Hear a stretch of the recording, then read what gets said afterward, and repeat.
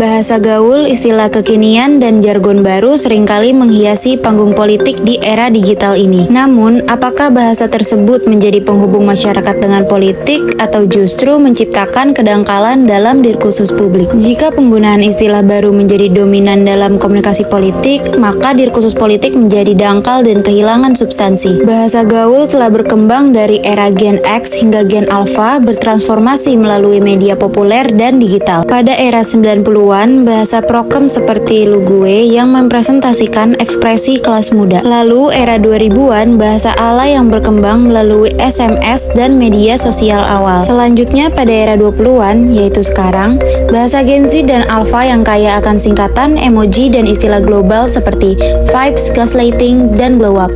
Ekstasi komunikasi adalah kondisi di mana komunikasi menjadi berlebihan secara gaya, penuh jargon, tetapi minim makna substantif. Dalam hal ini, komunikasi politik cenderung berfokus pada tampilan luar daripada isi pesan yang sebenarnya, sehingga menciptakan ilusi makna yang hanya bersifat simbolis. Dalam konteks politik Indonesia, ekstasi komunikasi tercermin dalam penggunaan istilah viral yang bertujuan menarik perhatian tanpa memperhatikan kedalaman pesan. Misalnya, penggunaan istilah seperti belusukan, cebong kampret, atau kampanye dengan jargon populer pada pemilu di Indonesia. Istilah-istilah ini seringkali tidak menawarkan solusi konkret, tetapi lebih menekankan pada pencitraan dan daya tarik emosional kepada audiens. Menurut Jim Baudrillard dalam bukunya The Ecstasy of Communication pada tahun 1988, menjelaskan bahwa komunikasi di era postmodern seringkali menjadi alat hiperrealitas, di mana simbol dan tanda-tanda kehilangan hubungan dengan realitas yang sesungguhnya.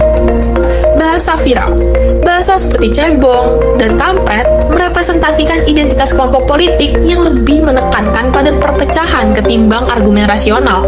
Fenomena ini menunjukkan bagaimana istilah-istilah keren dipakai untuk membangun sensasi daripada menyampaikan esensi.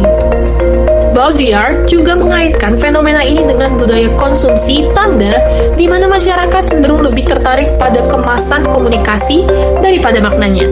Dalam hal ini, politik di Indonesia seringkali berubah menjadi pertunjukan simbolik, di mana narasi dan citra menjadi jauh lebih penting dibandingkan realitas yang diwakilinya. Dengan demikian, ekstasi komunikasi tidak hanya mencerminkan cara politik dilakukan, tetapi juga mengindikasikan bagaimana publik mengonsumsi informasi politik. Fokus berlebihan pada istilah-istilah keren dan viral ini menunjukkan bahwa komunikasi politik semakin bergeser menjadi pertunjukan simbolik daripada medium dialog substantif.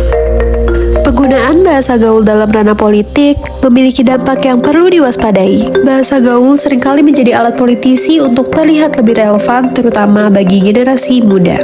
Namun, apakah penggunaan istilah-istilah viral ini benar-benar mendukung diskursus politik atau justru sebaliknya? Salah satu contoh yang menarik adalah ketika Anies Baswedan dalam sebuah podcast diberikan pertanyaan menggunakan bahasa Gen Alpha. Would Jakarta ever reach a skibidi yet reach level of public transportation? Dan ia menjawabnya dengan mengatakan, It can happen if we have Sigma level governor and citizen.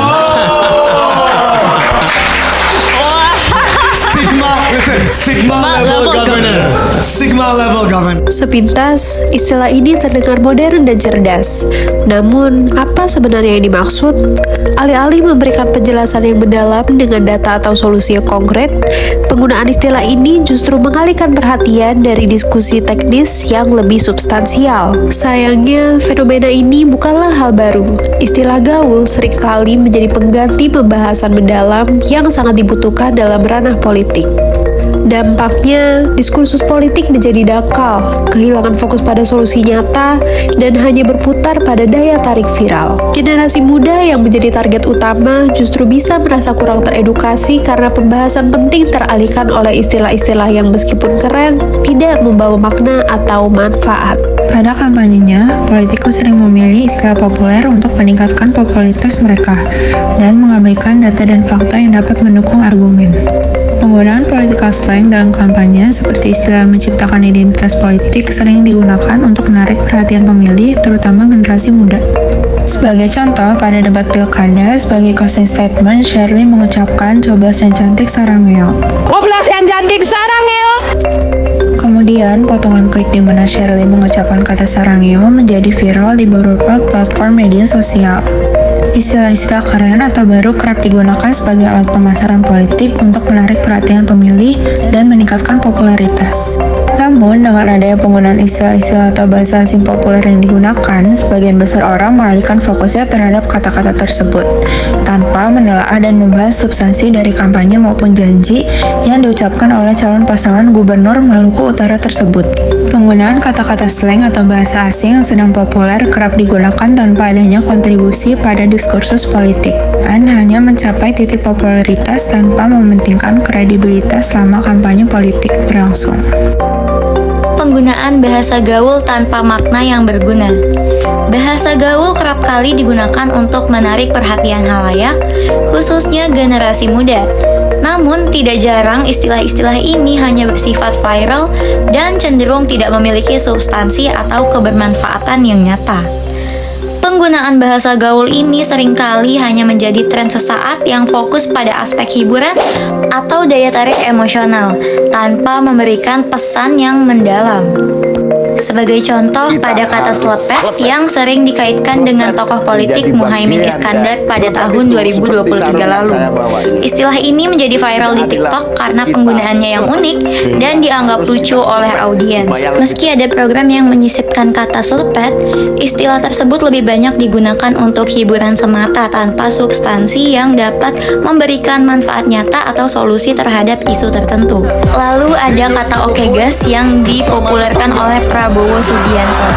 Ungkapan ini digunakan dalam berbagai forum politik sebagai cara untuk menarik simpati dan membangun kedekatan dengan generasi muda. Meskipun populer, istilah ini hanya berfungsi sebagai alat untuk menciptakan kesan energik atau progresif tanpa menyertakan pesan substansial yang relevan dengan konteks diskusi atau permasalahan yang dihadapi masyarakat. Bahasa gaul dan istilah viral adalah sarana yang efektif untuk menjangkau generasi muda, tetapi penting bagi politisi untuk tidak kehilangan substansi dalam prosesnya. Jika tidak, komunikasi politik akan menjadi dangkal dan kehilangan esensi sejatinya. Bahasa bisa keren, tapi makna harus tetap relevan.